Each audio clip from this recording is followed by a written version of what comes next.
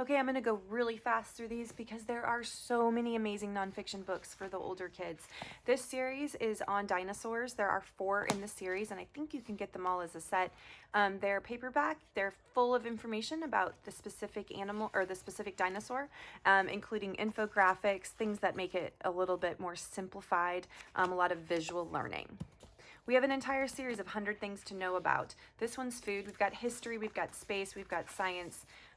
There's the body, and there's a couple others. These are just very interesting infographics that have information about things you never will need to know, but it's quite fascinating and great conversation starters. We leave one in the car and we just pick it up and read it as we go. For example, smoked eel and chocolate taste great together. Foods contain different chemical compounds that give them unique flavors. Some chefs believe that by combining these foods, they share many of the same compounds, they can make tasty new dishes. I mean, everything. There's so much information in it. Real life mysteries is one that I was really pumped about. I loved mysteries as a kiddo, and I still do. These are all these different types of unexplained mysteries like Bigfoot and UFOs and the Great Pyramid. And it's got graphics to boot, so it's really fascinating. This may be out of stock as of right before Halloween, but it will be back in stock soon. Then we've got 2 Bear Grylls books that are our favorites. This one is about survival situations that you might need to know, but hopefully never will. What to do if you are caught in an avalanche, in quicksand, what animals pee you can drink if you're absolutely desperate. It is so fascinating that someone actually has needed to know that information. And then Extreme Planet is on that same order, but it's more about just various, like this is all bird brains. This one's all websites about spiders. I hate that page.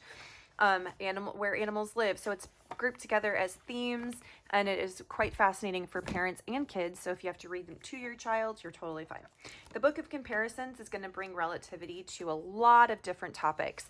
It's going to just show like how leaves compare to each other, how different buildings compare, how fast animals truly are in comparison to each other.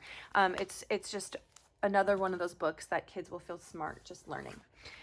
Children's Encyclopedia is a bestseller. It is full of information that has great images as well as true photographs. And then it's got the QRC codes that you can scan with your phone, and it will take you to a quick link on the internet to teach you a little bit more about that topic. Encyclopedias need to make a comeback for sure. Amazing Women and World Wars. I want to show you both of these. These are great little kind of encyclopedia type reference books that will break down. This one's all about the women role models that we need to teach our sons and daughters about. Then World Wars is great for all history buffs, adults as well, and it's got great images, it's got chunks of information, so it's not too overwhelming. You can break it into topics, and then it's got the internet links as well. This is a hardbound heavy-duty book. The Usborne World of Animals is one of our best sellers. It's just fascinating for all animal lovers. Beautiful, beautiful images. It does have the internet links. I can get lost just reading this because it's stuff that I did not know about most animals. Twisters, I'm sorry, teaches you about the science of thinking and feeling and perception and like what is happening in that brain of ours when we experience different things. I hate that page. We're going to continue on. State capitals is one that I was really pumped that we have because I think it's required, and I can't remember what grade it is, but there is a grade where you have to learn all your state capitals. But now it takes it beyond that. It teaches you about the state animals, what different tourist landmarks there are in each town, but it's a good way to learn. And then we have an entire series of flaps that are based around school concepts, such as the periodic table, such as the body. There's bridges, there's engineering. I mean, if you like a topic, we most likely have a flap-based one. And if I had had a visual way to learn stuff like multiplication tables and fractions and decimals, I think I would have been a lot smarter. We have a couple books that are covering different elements that are for the older kids, like the Understanding Politics. It explains it in ways and shows a visual side of it. So that's always a good way to learn. So it breaks it down in a way that's not just text heavy.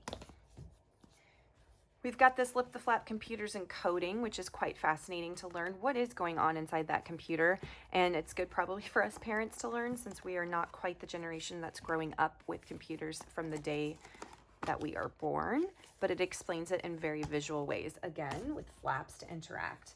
And I mentioned flaps earlier. Really quick, I'll show you inside these 2 of our favorites. It's the Bridges one. It's the Bridges, Towers, and Tunnels. If you have an architectural or engineering fan, or one that just likes to know how buildings are made and the facts and history of them, this will cover that with flaps. The body book is one of our best sellers. We have one for younger kids as well that I'd show you in a younger video. This one breaks it down, but it's still more complex text, so it's great for even all the way up through adults. And last but not least, our weather book has an interactive little spinner along with bite-sized chunks of information to make it a very, very interesting read, as well as an interactive one.